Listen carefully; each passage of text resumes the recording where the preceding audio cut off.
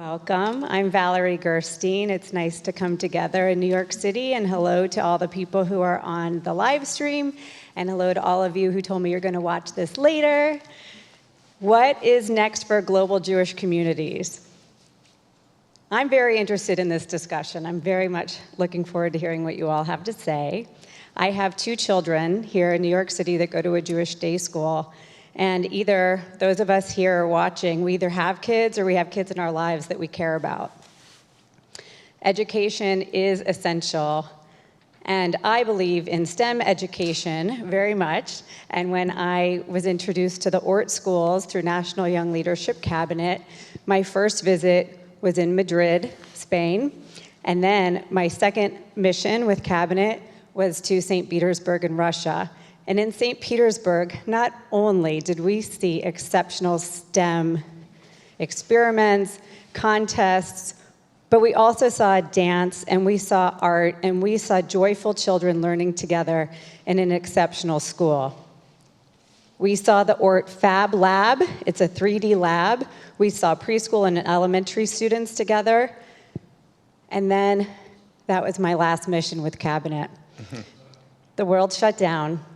But together, I got to know more of you. And we said, we're not going to let travel hold us back. And with the power of technology and STEM and Zoom, we had a reunion with our friends who had kids, with our friends around the country who had kids in their lives that they cared about, and they knew that education was not as readily available to them as it had been before. And we had a reunion with the ORT leadership in Madrid, the same people who toured us around their school, the same people who led the next generation of Jewish leaders in that school, but treating them as leaders today, giving them the kavod they deserved in their classrooms right then. And they gathered us and they gave us an update about what was going on in their school. And they spoke, if you remember, about the mental health that was paramount at that time. So not only were they giving the education, they were giving the community. And to have been there in person and then to be there together on Zoom gave me so much pride in supporting ORT and a great belief in what is available to this global network of schools. You talk about global citizenship and global citizens and students. And one of the things that I think that my children also were able to receive during COVID as one of the few blessings is to see how small the world is, to be able to connect with students around the world. And there were some amazing programs that you put together. In fact, some of the most quotable programs that I attended were through ORT and JFNA and Cabinet. And I quote you, you were on a beautiful panel with other women leaders of major Jewish organizations, and it was so powerful to see.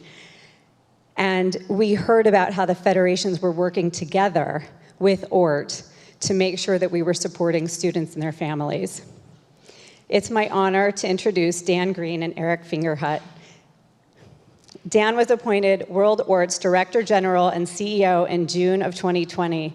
He joined the ORT family in 2012 as the CEO of ORT UK, where he was responsible for raising funds for ORT projects around the world. Prior to joining ORT, Dan worked in consumer media, managing cross-platform sales departments for print and digital publishing companies, such as Time Inc. Media, BBC Magazines, and the Jewish Chronicle. And we were talking about how so many people can be in different industries and then move into Jewish communal work. And all of us can see ourselves in you. And as you inspire us, I hope that my Cabinet Chevra will be inspired and to see the potential of where we can grow. Eric Fingerhut was appointed as President and CEO in May of 2019. What an intense time. Prior to joining JFNA, Eric was President and Chief Executive Officer of Hillel International, and the last time we were together was at the No Hate, No Fear Solidarity March in New York City across the Brooklyn Bridge. How time changes so quickly. It's now my honor to introduce Barbara Birch, who's the President and CEO of ORT America, I've been very inspired by you, and I'm very interested in hearing about what you can teach us today. Thank you. Goodness, thank you so much, Valerie. Valerie, that was really, we obviously picked the right person for that introduction. Your personal connection and passion for education and young people and Jewish communities all over the world, and the fact that you've had so many opportunities to see them up close, it really just all comes through, and thank you so much for all you've done for us and for being here. And thank you, Dan and Eric, for joining us tonight for an in-person and virtual ORT in Conversation. It's a virtual series we started in 2020, and this is the first time we're able to bring at least some of our closest friends and family together in this beautiful space. I do want to say one quick word. I'm really delighted that we're at the Stephen Wise Free Synagogue, which has a really strong commitment to social justice issues and causes. So it feels very appropriate that we're going to be talking about all of the things we're going to talk about tonight in this space, and I hope we'll have opportunities in the future. A word, Dan Green arrived today, so he thinks it's about midnight or so. So It is midnight. We'll talk slowly. No, but it really is such a pleasure to all be here together. I also just want to acknowledge the historic partnership of JFNA and ORT is really meaningful, important to us, and we are really proud to be with the other international partners that do all the work on the ground to turn sort of the vision and hopes and dreams into reality. So this is really a great opportunity to hear from both of you about a topic that I've found really fascinating, in particular in the last few years since I came to ORT. We tend to focus quite a bit on two major centers of Jewish life, Israel and North America, both for very important reasons and very important conversations. But when I came to ORT, there was this sort of additional component that wasn't always top of the conversation. The few million other Jews who live in 70 countries around the world, and what their experience is and how it differs and how diverse it is. And so tonight I think is going to be a chance for us to really think about those Jewish communities, what it's like on the ground for them, as opposed to sort of maybe broad sound bites that we tend to hear in the news or in the media. And really understand what they need and what we can do to be supportive, and frankly why we should, why that matters. So that is the basis for our conversation, and I think on that note we will jump right in. And Eric, I'm going to start by asking you, what is the role of federations in sustaining and revitalizing Jewish life around the world? Well, Barbara, first of all, thank you so much for having me here, and thanks to everybody who's in the synagogue and also online. And Dan, it's a pleasure to be with you in person. I was trying to remember if we've actually met in person. It feels like we have because we've been on Zoom so much, but this may be the first time we've been in the same room. So mazel tov on your appointment, and we look forward to working together. And Valerie, thank you for your leadership of the Young Leadership Cabinet and of ORT. I want to start also, if I could say, Barbara, you said a word about the partnership between the Jewish federations. I think it's really important for the listeners to know, JFNA is another one of those alphabet soup of acronyms that the Jewish world loves to jumble together. So I actually prefer not to use it because it's the Jewish Federations of North America, of which there are 146 Jewish federations, plus dozens of smaller communities that aren't organized into full federations because of their size.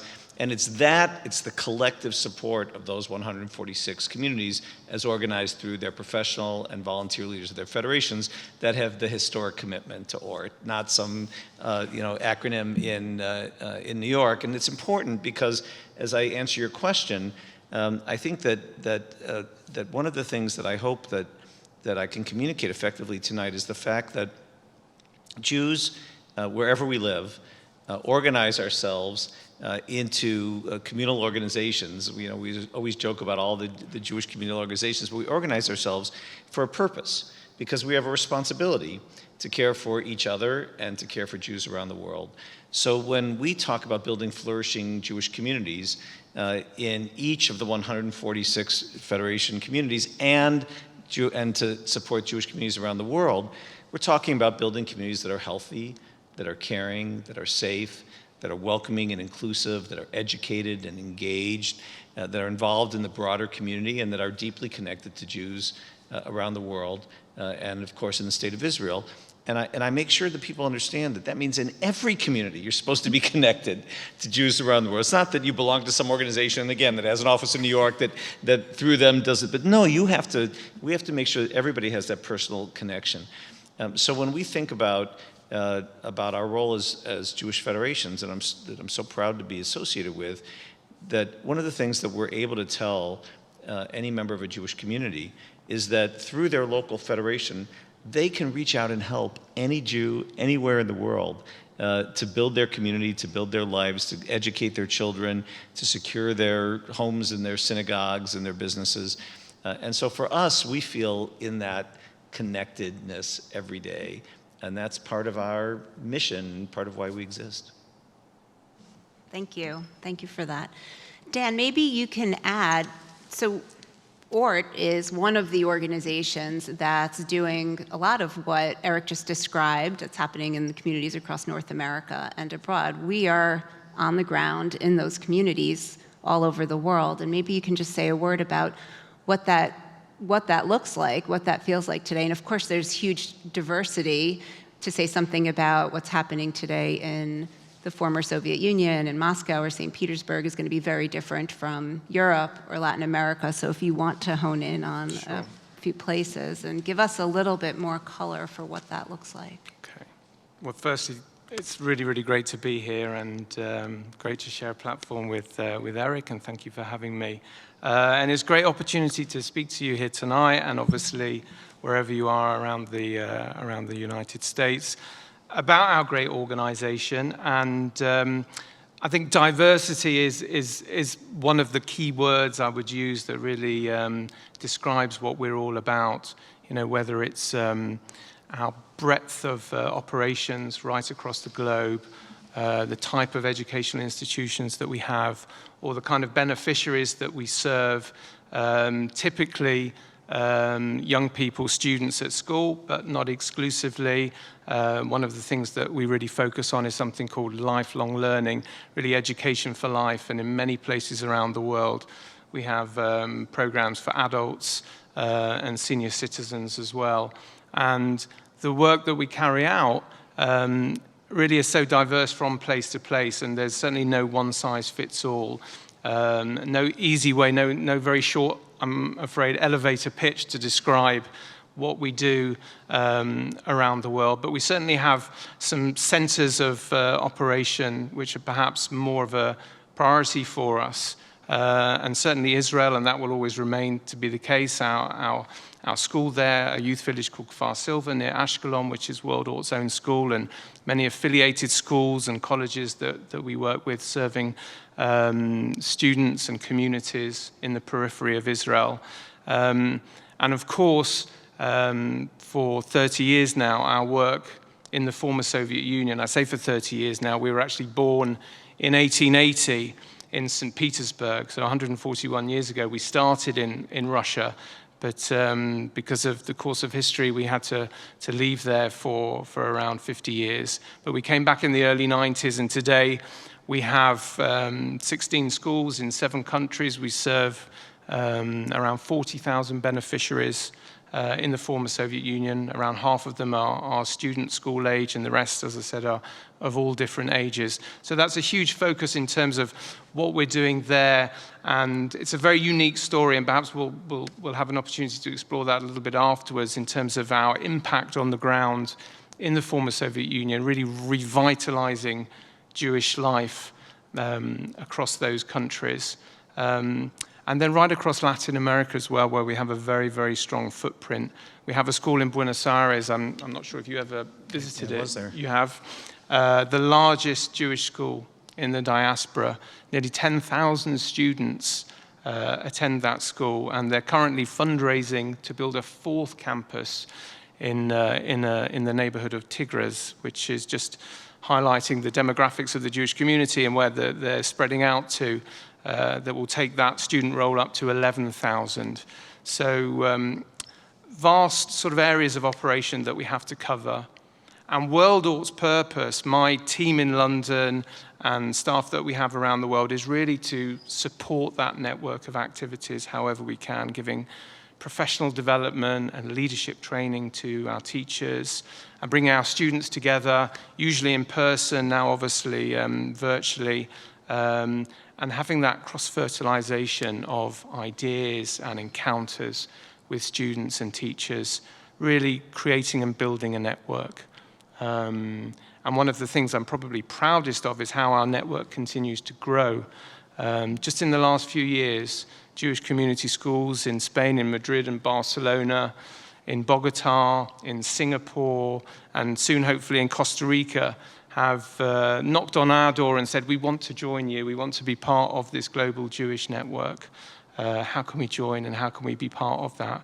Because certainly for many communities, certainly those perhaps a little bit more isolated, smaller communities, really want to reach out and be part of a much wider Jewish family, and that's something that we can certainly offer.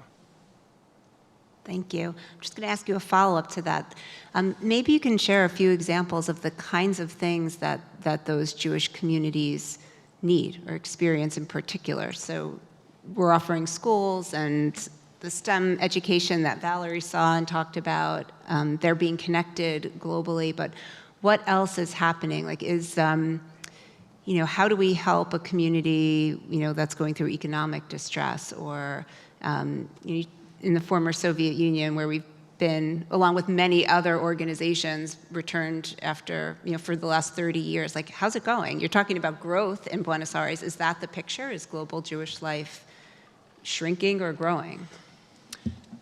Very, very different dynamics in those places. For sure, the economic situation across Latin America is very difficult, and in particular the fallout from the pandemic and the impact that had financially on the community there has really, really told. And our schools across Latin America, unlike those in Israel or across the former Soviet Union, which are all state schools, in Latin America they're all private schools. The parents pay tuition fees. And around 50% of all families in Latin America at the moment are on some form of subsidy, from between 25 to 100%. And that's only been exacerbated by the effects of the pandemic, unfortunately. So yes, of course, we're there to help them wherever we can.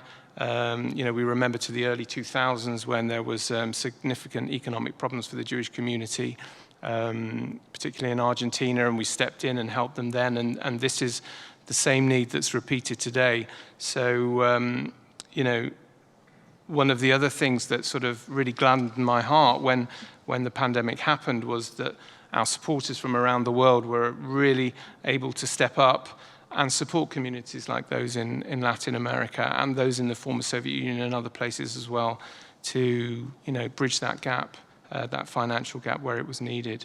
But the need, for example, across the former Soviet Union is a very, very different one.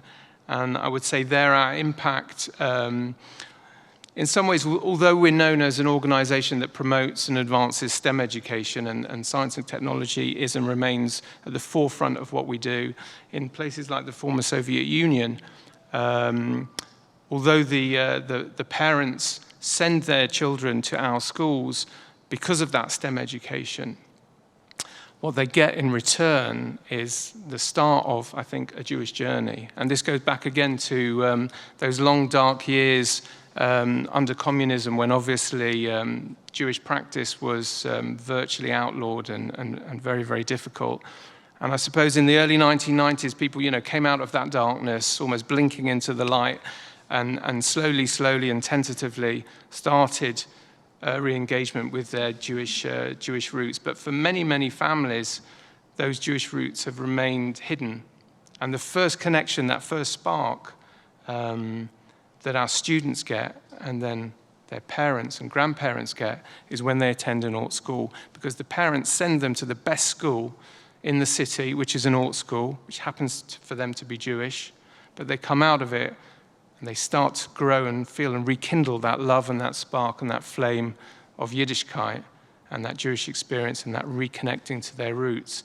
So as much as we are turning out fantastic students with amazing opportunities for their futures, I think it's equally, if not more important, that reconnection that they have with their Jewish roots that we can achieve in the former Soviet Union. Thank you. Eric, our audience is a North American audience, and actually I'm delighted those who are streaming can't see the audience, I don't think, but it's a pretty young audience, actually, which is really wonderful. And my original connection to you, actually, was when you were at Hillel. So I know that you are very invested in young people and in North American Jews and how they relate to this broader global picture. So I would love to know how you think about, through the work that you're doing, how important it is to help younger people understand this work and care about it, and what do you tell them, as far as their collective responsibility? So before I tell you what I tell them, I'll because I learn from them more. I actually think this is the cusp of such an exciting time for the Jewish people. Look, the technology that is enabling us to do this is taken for granted by all of our young adults. They're digital natives, I guess is the right word, and in their lifetime, the idea of connecting and staying in touch with people anywhere in the world is taken for granted. Travel, God willing, again soon will be something that is frequent and easy and enable people to connect with each other. So we have the opportunity to be the most connected Jewish generation in the history of the Jewish people, which is just an amazing opportunity for us. And so in that respect, whether you're in a small community in America or you're in New York City, the largest Jewish community in North America, or whether you're in a small community in Russia or in South America or anywhere in the world, we have an opportunity to be connected to each other. And so for me, the most exciting thing is how do we help make sure that those connections happen. The other piece of it, and this really, to Dan's excellent description of the quality education and how that is putting our young adults on a Jewish journey and building a Jewish identity, we have everything in common. I mean, we are. You talk about the formal education that happens in Jewish schools, but Jews are master educators, right? We've created an entire system of traditions and teachings and holidays and rituals that connect us to each other. We're reading the same Torah portion every week and having an online discussion about the same parts of the Torah. More and more millions of people are actually reading the Talmud day after day after day, and there's millions of different conversations and connections going on that can be, by the way, in technology instantly translated into any language that you want. So for me, and then the last thing I'll say about this generation is they want to be connected. Right? The more that our lives tend to be lived on social media, the more deeply we crave the personal connections and the relationships.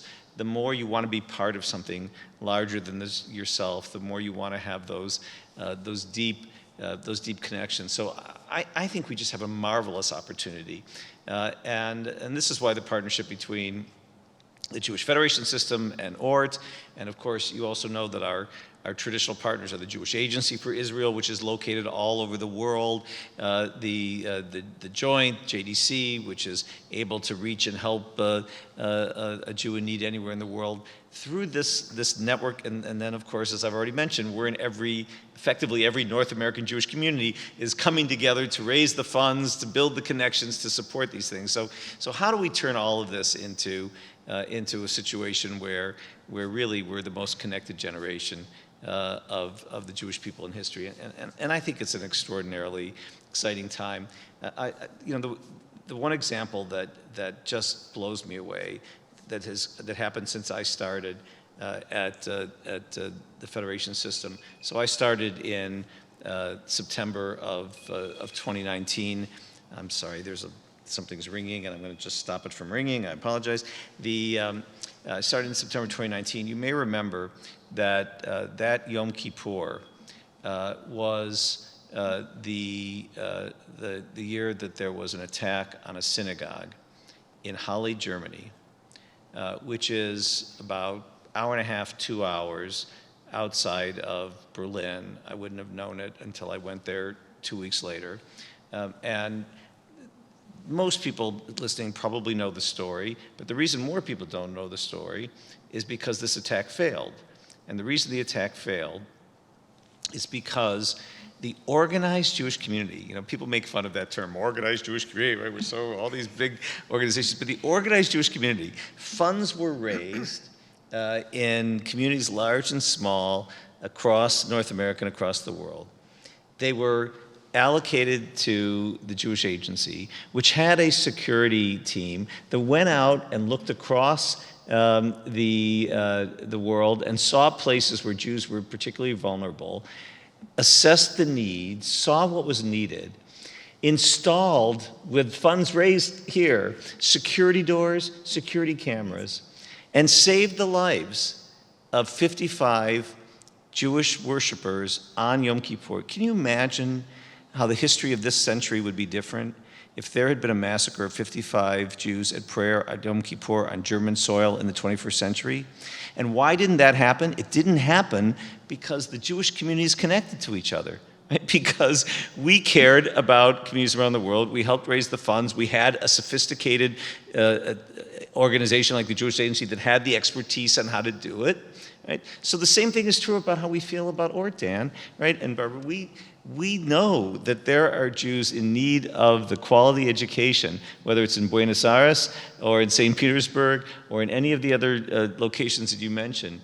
And so there are Jews in these communities, large and small, the 146 federations that I'm proud to represent, that know exactly what they're doing, right? They know what they're doing. They know they're raising funds. They know they are giving it to to an expert organization so that we can build these connections with each other. And Barbara, to come back to your question about young leaders, that's what excites them. I mean, is there anything? I mean, you could work for any startup or anything you want, and they cannot possibly be more sophisticated than what we have managed to create as a network to keep the Jewish people alive, thriving, and flourishing here in the 21st century. So that's, I present, instead of it looking like in this old 140, what was it, 140 years? How many years old? I don't think there's anything more creative and innovative than this network that we've managed to put together, sustain, and to adapt to the needs of the 21st century. And that's what excites young adults. So we show them, we take them on trips like Valerie to see for themselves. Our Young Leadership Cabinet studies these issues. We have a new group called Change Makers, which is ages 20 to 25. There's 1,800 of them already participating, obviously working with high schools and colleges through Hillels and youth groups and others as well, and helping them see how they can reach out and make an impact anywhere in the world through this extraordinary network that they are part of because of who they are. Yeah, thank you for that. I want to say, since you mentioned Cabinet, and I didn't mention earlier, and I believe they are participating virtually, we're very proud to have 2 of your Cabinet members participating with us as board observers for the first time. So Joe and Jan, who are both, I think, out there in the world, Thank have you, been Joe and Jan. great partners to us. We were really glad. They're not New Yorkers. We actually even got to person. come together. About 200 of them just came to Carlsbad, California. So we had the first in-person activity in a while. It's great. And we're trying to do the same thing, frankly, is to invest in our sort of up-and-coming future leaders and get them involved through ORT, but frankly, just in the Jewish community, in the Jewish world, and to see how their impact really can make a difference and how it matters. So we'll be happy for them to stay with us or join their local federation and just be a leader with more information and knowledge on how it matters. So you mentioned JDC and Jaffe, and we're ORT, of course, and I tend to think of those organizations working as sort of an ecosystem in a lot of these places. We each have a different piece of the puzzle. We're doing formal and informal Jewish education, and the Jewish Agency is engaging in the communities with young people from Israel and bringing them to Israel and encouraging Aliyah, and JDC as a humanitarian organization is making sure Jews in need have everything they need, and we go on and on and on and on.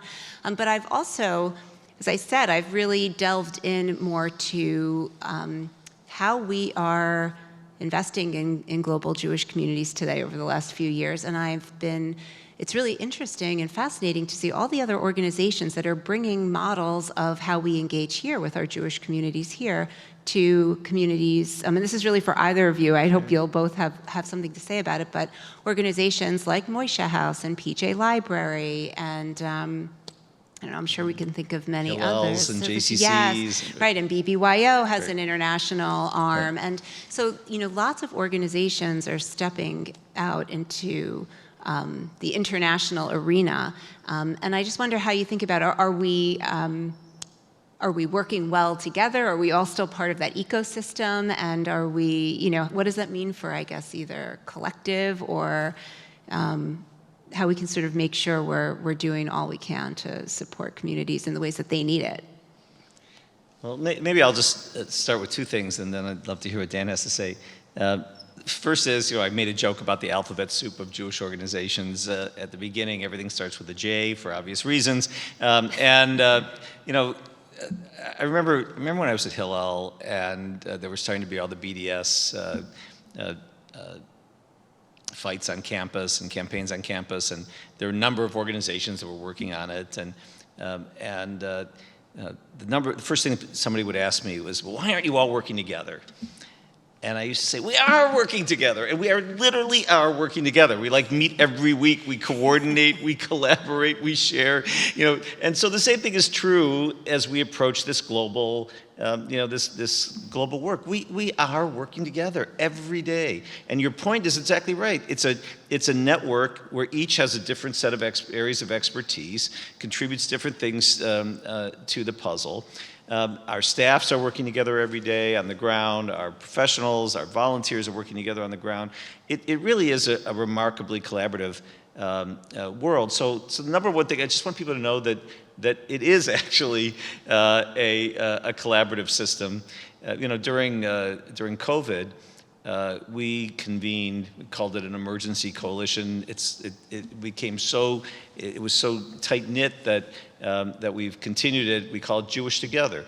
It's camps, it's day schools, it's Hillel's, it's BBYO, it's Moishe House, it's JCC's, it's the network of Jewish Human Services agencies, it's all the synagogue denominations. We literally meet weekly to make sure that we're exchanging information, that we're sharing, that we're sharing all the good information that's out there. So I think it's important for people to know that there really is a collaborative spirit in this. And then the second point that I want to make, and this I really believe is true of our communities. I think it was true when I was at Hillel. I think it's true of youth groups. Is I really believe there's only two groups of Jews: those that we've engaged and those that we haven't engaged yet. All the baloney about we can't get to this one and we can't get to that one and we can't this one. I don't believe any of it. Everybody says, 30% believe it, won't do this, and 20%. It's all baloney, right? First of all, nobody has any real data regarding that. But the truth is that we're all different, right? So people are interested in different things. And by the way, you're interested in different things at different times in your life. Are you interested in the same things, Dan, today that you were when you were 20 or when you were 30? I mean, we grow, we change when we have children, when we are empty nesters, when there's different, and that's good, right? Because that keeps us intellectually challenged. So your point about bringing Moishe House and bringing Hillel and bringing BBYO and bringing ORT to new communities and bringing, JDC's got Entwine and the Jewish Jewish Agency has Project 10 now that's doing service work around the world. And of course, we have our Young Leadership Cabinet and Changemakers. You need all these different initiatives because people connect to different things in different ways and at different times. And so I don't look at this abundance of Jewish engagement outreach as a problem, as overlap. I look at it as what we need, we have to have, and frankly, we need more. And so the more that we see what works, the more we want to get behind them and expand them and help them grow. I'm a huge optimist. I think that we are connecting to more people today with Jewish education and with Jewish life in more places in the world than at any time in Jewish history. And because we show that we know how to do it, that should spur us to want to do even more. And there's much more yet to be done. I think just to sort of build on that, I'd kind of answer it in two ways. The first way is just thinking about our students and who they are and I suppose where they stand in their communities. So we obviously start the journey with them from a relatively young age. And as I said, in some places we sort of kindle that spark again. And what we see by the time they leave our schools is a stronger Jewish identity, a much deeper engagement with their religion and with the Jewish community, and hopefully a sense and purpose of wanting to give back and be part of something. So today we see many of our students or our alumni who are madrachim in Jewish agency summer camps in Russia and in Bulgaria. We see our alumni as director of our programs across Russia. I think the head of JDC Europe is an ORT alumni as well. Many of those students go on to sort of great things, and some of them come back to us as well as teachers or as governors of our schools and programs. So they're engaged. Sometimes they emigrate to Israel or to Europe or to North America, and we see a number of alumni from Argentina, for example, who are very active in this country, for example.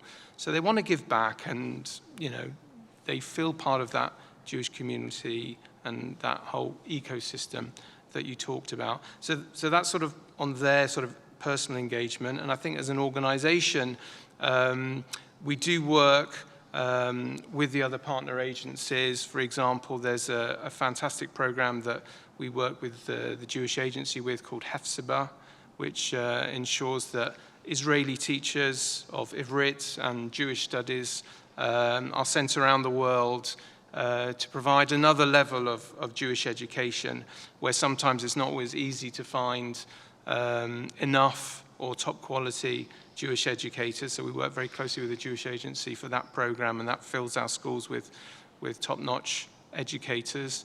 And we work with the JDC, certainly across the former Soviet Union, where many of their community centers have ORT programs running in them. And there's a fantastic program that we set up recently, actually in Greece, which actually speaks to our international development work, where we work with Syrian and Afghan refugees, giving them training for job skills and support in mental health and well-being. And that's a program that's run in partnership with the JDC, and also gets extra funding from Microsoft Philanthropy as well. So for sure, we do work together whenever that need is there. I wouldn't want people to think that these three partner organizations work in silos. It's so important that we can share expertise and resources as well. Thank you. I also want to mention we are going to open up to all of you to ask questions, so I hope you're thinking about the questions that you might have, and I'm going to ask someone on my team to be ready with the microphone. So while you're thinking about what you might want to ask and learn about, I guess I'll just put one other question out there, which is, what do you think that everyone should know? Instead of my asking you the question, is there something you think we didn't touch on that you think is so important or keeps you up at night, or that you worry about when you think about global Jewish life? I think certainly the fallout from the pandemic is still a very, very evident reality and concern for us. I mentioned before, obviously, the financial impact, and that's something that is ongoing, and I think will be with us for a number of years, certainly across the Latin American countries. That's a big issue. And I think as well, following on from COVID,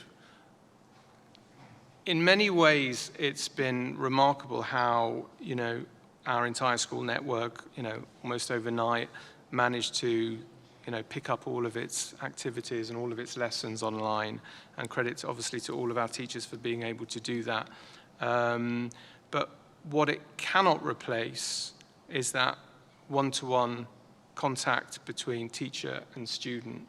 And I worry sometimes that we have got too used to learning virtually and having that comfort blanket almost, that we can go forward and expand classes and have bigger classes with the luxury of technology.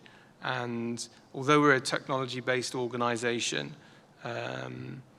nothing can replace that personal interaction. And our desire and need is to get students back into the classrooms as quickly as possible, as they were before. Or maybe not as they were before, because we've certainly learned lots of lessons in terms of how we teach remotely. And I think obviously some kind of hybrid format will continue going forwards. But we must always remember that personal interaction is key, and we've got to hopefully pray that we get that back as soon as possible. So I'll mention two things. One I've already mentioned, which is the issue of security is real. And we can't enjoy Jewish life if we're not safe and secure in our synagogues, our Jewish community centers, our neighborhoods. And unfortunately, this has become a real responsibility of our federations. We take it seriously and take responsibility. I mentioned I started in September 2019. October 2019 was the first anniversary of the Tree of Life shootings. We just commemorated, not celebrated, October 27th, the third anniversary. Since then, you've had shootings in San Diego, Boston, Muncie, attacks in Muncie, Jersey City. That's just in the States. I mentioned, of course, Halle, Germany, and other places around the world. This has been the most violent time in terms of attacks on Jews because they're Jews, and we can't ignore it. Right now, we have about 45 federations that have professionally run security initiatives for their communities. We're in the middle of a major campaign called Live Secure, the commitment of which is to both complete the security umbrella across North America, but also to upgrade, because there's always new technology. We also are your advocates in Washington for funding, for nonprofit security funding, which has grown, thank goodness. And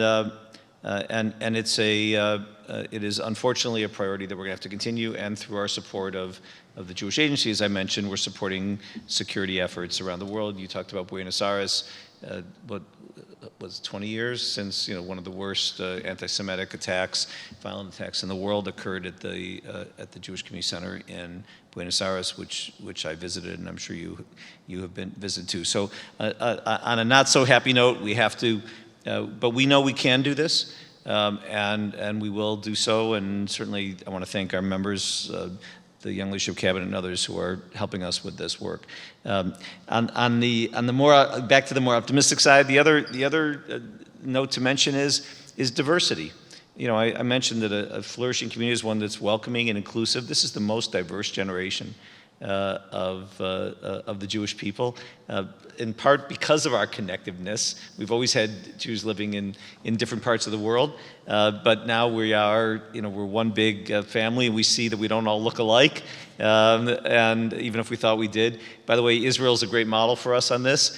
I have a really vivid memory. I have a nephew who made Aliyah and was serving in the IDF and became a paratrooper, and they have a tekes, a ceremony where they get their red berets when they become paratroopers, and I went to this tekes, and first of all, I was bawling like a kid because he was my nephew and he'd been at my Shabbos table, and here he was becoming a paratrooper in the Israeli, in the Israeli Defense Forces. But also the lineup of soldiers that were getting their red berets were from every part of the world and had every color skin, every language, and every accent you could possibly imagine, and they're all Israeli, right? So we have it, and of course this is true across North America.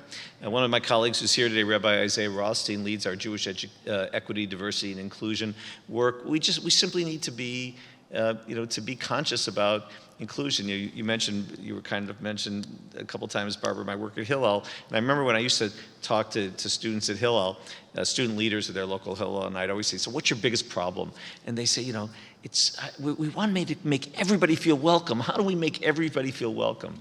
And I just want to say, if we wake up every morning and remind ourselves that not everybody feels welcome walking into a building like this or a crowd like this where people may not look like them, or they don't know the secret handshake or the words that we use. There's no secret handshake. Don't the words that we use, the greetings that we use. So we've made a real commitment to it. Again, I hope people will reach out to Rabbi Rothstein, who's leading this work for us, and so many others. But we have a real chance to be a truly inclusive community. We know who each other are. As I've said, we can connect to each other in so many ways. We can do instant translation of anything we want. And so I hope we'll commit ourselves to being a really, truly welcoming and inclusive and diverse community.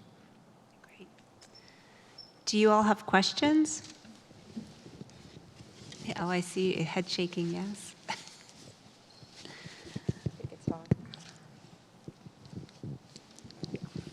Thank you so much. You're doing wonderful work. I have a broad question about the youth, and I can only talk about the United States, growing up, drifting away from Judaism and facing BDS and other anti-Zionist attacks on campus when they go to college. And we hear so many stories. Now I have personal experience of kids who go to Hebrew school, which is dull, and they have bat mitzvah, bar mitzvah, and then they go and play cricket or not cricket, baseball or football, and they drift away completely. Then they get to college and they get attacked by BDS supporters. What are you doing, and what should be done to counter that, to make the right arguments, if you will? And I'm particularly interested in ORT's data, because you've been around for such a long time. Do you know whether your students, when they get to college and beyond, remain closely allied to Judaism, be it secular or religious, more so than Jews who've been not exposed to your instruction? I don't know, it might be hard data to collect. You'd want a Jewish group of students who haven't been to ORT exposed and those who have been, and see how, going out after so many years, whether perhaps you have a secret source that you could use more broadly in dealing with this issue that is so much on everybody's minds about the youth drifting away. So I'm interested in your experience and your advice, and in fact what you're doing about this. I don't think there's any secret recipe for it. I think it's, for us, again, it comes back to building that Jewish identity whilst they're with us. We've only got them for, I suppose, a finite time, thinking about our high school students and sort of the values that we can inculcate into them at that time. But we're obviously sending them off into the world, to university, to other places, to other countries, and that we hope that we've given them, a sound education, and perhaps, as I said before, more importantly, a foundation in terms of Jewish identity. In terms of sort of what you were saying about, dealing with issues on campus, maybe it's more relevant for here in the US or in the UK or some places. I don't think we ought really, for us, for example, anti-Semitism, I think it's a Gentile problem. It's not our problem. But what we try and do is give people the tools with which to deal with it and cope with it, and hopefully try to combat anti-Semitism wherever they see it.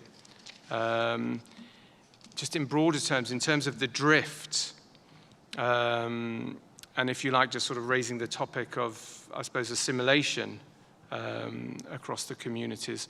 When we come to that sort of area, I always think, and it's always sort of worthwhile, I think, having a quote of the late, great Jonathan Sacks. And he said something very profound. It was in 2013, just when he was finishing his time in the Chief Rabbinate in the United Kingdom. And when he was thinking about sort of Jewish communities worldwide at the time, he said that there were really two powerful movements in Jewish life at that time, segregation and assimilation. And he said that Jews were either engaging in the world at the cost of disengaging from Judaism, or engaging with Judaism at the cost of disengaging from the world. And, you know, I think that sort of clarion call that he gave them was really to try and strengthen and promote a Judaism that can engage with the world today. And that's what we need, that kind of structure, because I think, you know, without any kind of question, the kind of, you know, for a global Jewry today, an assimilated diaspora that we have in many respects, the kind of leaders, the kind of role models or teachers that we need today are those who can basically work in the world today and are rooted in today's world, but also can simultaneously inspire young Jewish people with a love of Yiddishkeit. And it's really striking that balance, I feel, which is where ORT comes in.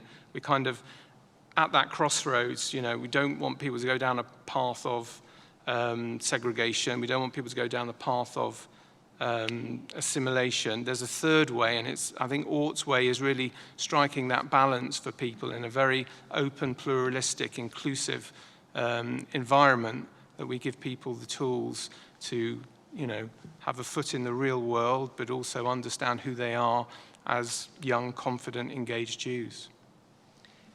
So obviously this is a question I've spent a lot of my time thinking about and working on. Both really, you asked two questions. One was about the situation with BDS and anti-Semitism on campus, and the other about engagement of young Jews with the Jewish tradition and community.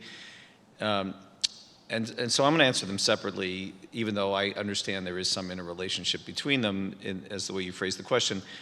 Because honestly, I don't think it's just Jews that are unprepared, have drifted away, that are shocked and unable to respond when you see what happens on campus.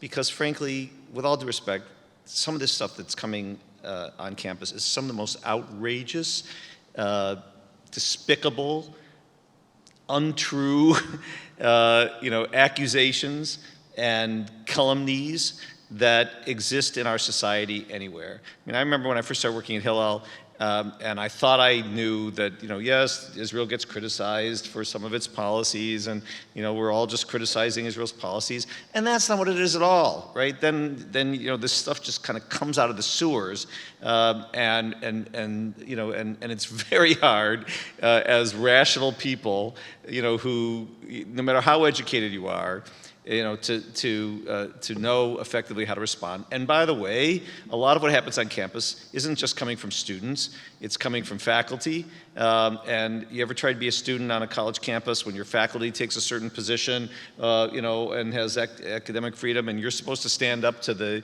to the faculty on campus? With all due respect, our kids go to college to go to college.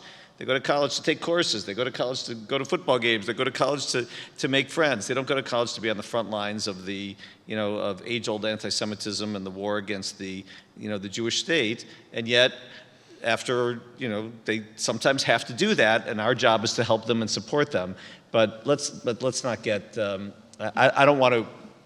I don't want to for us to think that that's a product of students drifting away or being unprepared. I think it's being confronted with something that they shouldn't have to be confronted with, that our universities should know how to stop, and our community needs to be more aggressive in stopping. But in the meantime, our students are on the front line, and we do need to support them in every way we can in those fights. And of course, we do from Jewish federations, all of our networks of support, Hillels, et cetera, are in the business of helping them respond. On the question of engagement, use the phrase drifting away, you probably can guess from my earlier comments that I don't use that phrase, and I don't particularly identify with it, but I understand it, and it's a very common phrase. I'll refer back to what I said before. I think that we are really masters of Jewish engagement. Whether you think about camps, youth groups, trips, immersive trips, all the various ways that we have successfully engaged people. Of course, I know Hillel engagement very, very well because I was the CEO for 6 years and I saw the research. I know that when you engaged, when we were able to get somebody to engage in an activity on campus, that Jewish identity rose. It works. These programs work. So I think, and certainly as times change and the environment changes, you have to adapt the programs, you have to improve them, you have to modernize them, you have to make sure that they reflect the diversity of the community to speak to things I spoke before. So there's a lot of work to be done. And I'm sure the ORT schools are expert in a lot of that work. But I have no doubt that if we do that work, that we can be successful in reaching our entire young Jewish adults.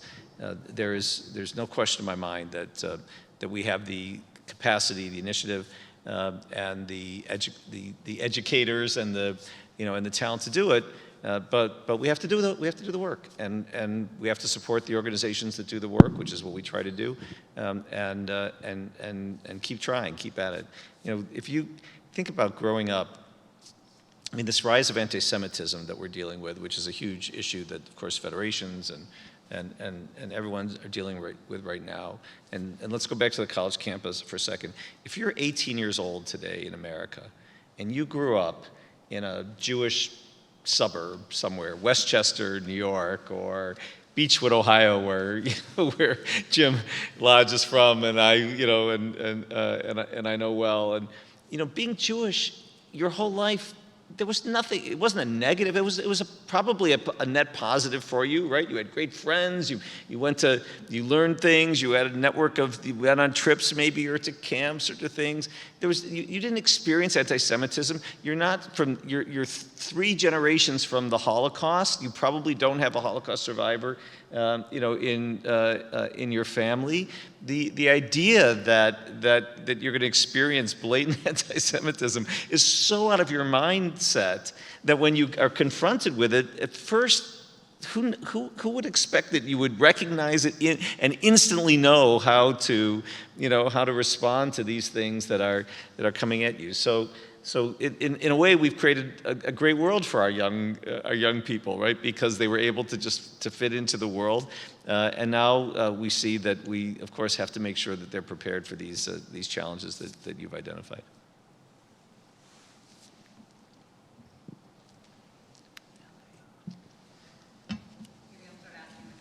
Sure.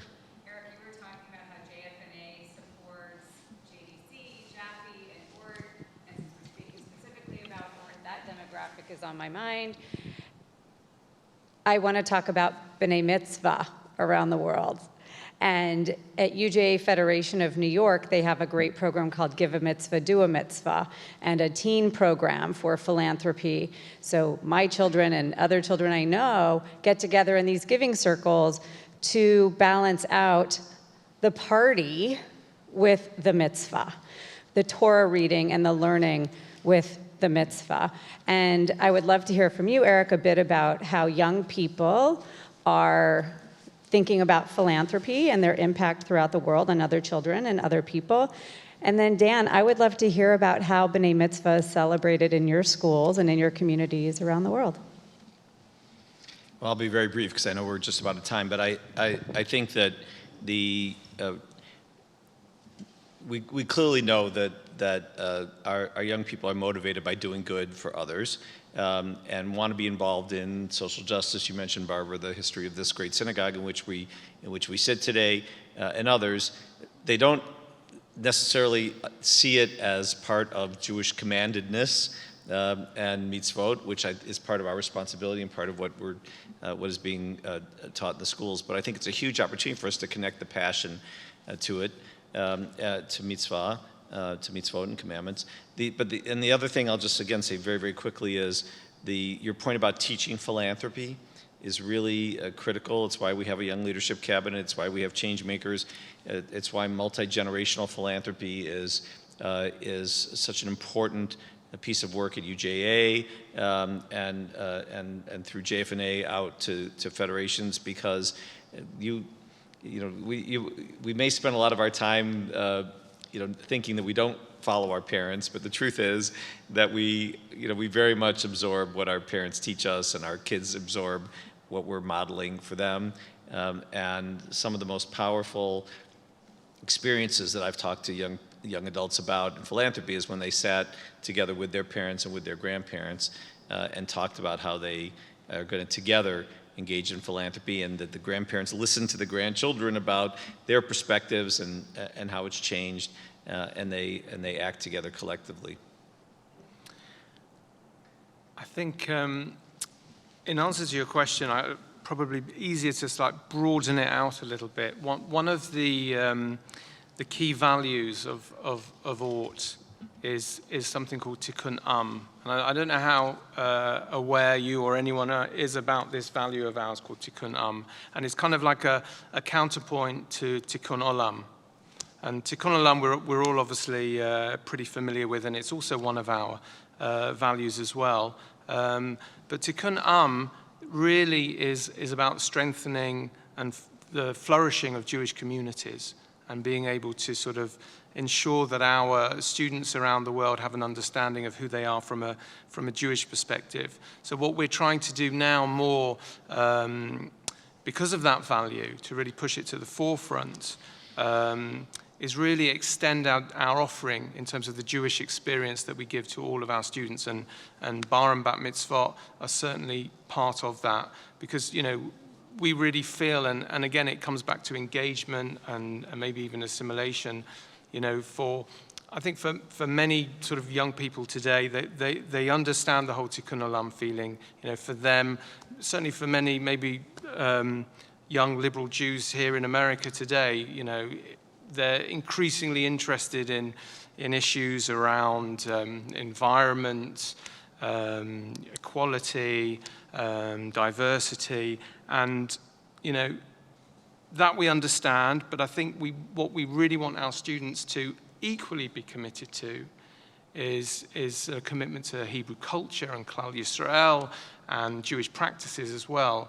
Because a concern of mine is that Tikkun Olam without Tikkun is a potential sort of pathway towards assimilation. So we're really trying to find that balance or fusing of those two values for our organization. And we've run a number of programs bringing students from the UK to places in the former Soviet Union to share bar and bat mitzvah experiences with them. We've raised money for students around the world who haven't had, obviously, unfortunately, the funds to have those celebrations with their friends and their families as well. And the curriculum that we're building now to support many of our schools around the world is really to strengthen the Jewish learning and experience of all of our schools. I think on that note, maybe we will close up, but thank you both so much for sharing so much insight. I'm very, very proud continually to be involved with ORT and to be involved with the Jewish Federations of North America and really all the federations across the country that I have been able to meet and visit. I can't wait to be traveling and visiting more of our communities around the world. I hope all of you who are watching virtually or in the room will take advantage of those opportunities to go with us and see the work and be part of the work. And really just thank you all for coming and for all that you do. Thank you. We look forward to welcoming you.